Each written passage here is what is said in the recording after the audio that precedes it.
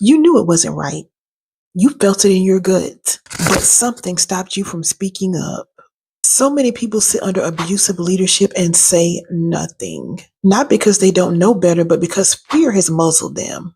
Fear of being called rebellious, the fear of isolation, and there's the fear of being labeled the problem. I remember when I left the church I grew up in, somehow the pastor managed to say that I was the reason all the young people were leaving the church. Well, if I was the Harriet Tubman freeing the slaves, I don't mind. The crazy thing is that I wouldn't even talk against the church or against the pastor to the young people because I knew that I was going to be blamed. Because of this fear, you all end up staying.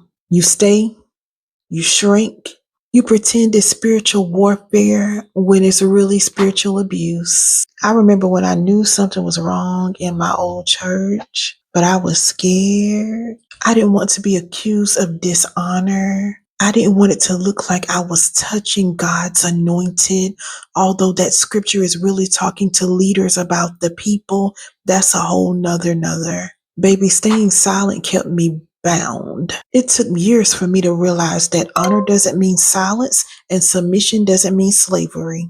That's why I'm teaching Wolves in Collars on June 21st. I'm breaking the muzzles off of your mouths and the shackles off of your soul. If you've been spiritually abused, manipulated, or silenced, it's time to break free.